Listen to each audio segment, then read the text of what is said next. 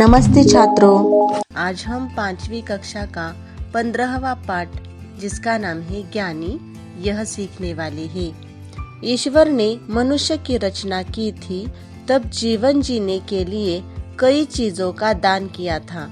उनमें भाषा का दान सर्वश्रेष्ठ है। मनुष्य अपने भावों, विचारों को भाषा के माध्यम से ही व्यक्त कर सकता है। भारत एक बहुभाषी राष्ट्र है।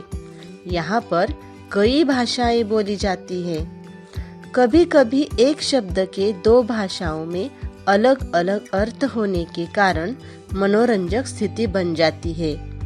ज्ञानी इस पाठ से हम यह सीखेंगे कि अलग अलग भाषाओं का ज्ञान होना हमारे लिए कितना महत्वपूर्ण है। इस पाठ का जो शीर्षक है ज्ञानी, इस शब्द का अर्थ है जिसे सभी भाषाओं का या सभी बातों का ज्ञान होता है, उसे ज्ञानी कहते हैं। अब हम पाठ देखेंगे। बंडू भाऊ और सुदामा का परिवार आमने सामने रहता है। दोनों के बच्चे आपस में साथ साथ हंसते खेलते हैं। दोनों परिवार एक दूसरे के सुख दुख में सहभागी होते हैं। दोनों की मातृभाषा भिन्न है। इसके चलते एक ही शब्द के दोनों भाषाओं में अलग अलग अर्थ होने के कारण कई बार उनके बीच मनोरंजक स्थिति बन जाती है। ऐसी ही स्थिति आज भी बनी है। यहाँ पर बातचीत हिंदी में हो रही है, लेकिन बंडू भाऊ इसमें कुछ मराठी शब्दों का इस्तेमाल करते हैं और सुदामा कुछ हिंदी शब्दों का अर्थ नहीं जानते। इसलिए उनमें कुछ मनोरंजक स्थिति बन जाती है।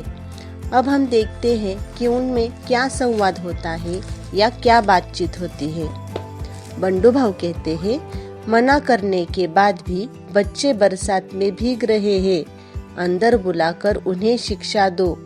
फिर सुदामा कहते हैं, अरे बंडू भाऊ, मैं क्यों शिक्षा दूं?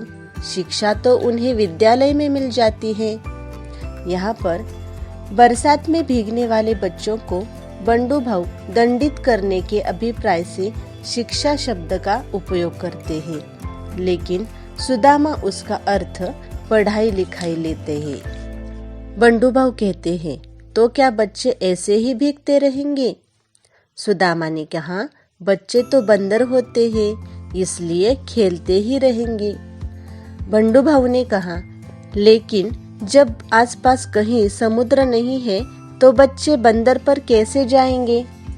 यहाँ पर सुदामा बच्चों को बंदर कहता है तो अभिप्राय एक पशु से है, लेकिन बंडू भाऊ उसका अर्थ समुद्र का बंदरगाह लेते हैं और समझ नहीं पाते। बाद में सुदामा कहते हैं, अच्छा जरा बैठो, मैं भीगा हुआ ऊन का स्वेटर सुखाने के लिए फैला आता हूँ। फिर बंडू भाऊ ने कहा, तुम ऊन के स्वेटर को ऊन में कैसे सुखा सकते हो?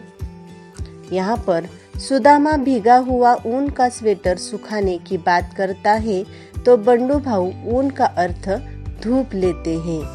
सुदामा कहता है, अच्छा यह सब छोड़ो, बेटी को खत भेजा कि नहीं? फिर बंडू भाऊ ने कहा, अरे सुदामा, खत तो खेत में डालते हैं, बेटी को क्यों भेजे? यहाँ पर सुदामा बेटी को खत मतलब पत्र भेजने की बात करता है तो बंडू भाऊ खत का अर्थ खाद ले लेते हैं। ऐसे कई शब्द हैं जो लिखते पढ़ते समय एक समान होते हैं, लेकिन भाषा बदलने पर उनके अर्थ भी बदल जाते हैं। यदि वे दोनों हिंदी और मराठी भाषाएं समझते तो शायद यह स्थिति नहीं बनती। इसलिए कहते हैं कि जो जितनी अधिक भाषाएं सीखता है उसका ज्ञान उतना ही बढ़ता है। इसलिए हमें भी अनेक भाषाओं का ज्ञान हमारे जीवन में आवश्यक है।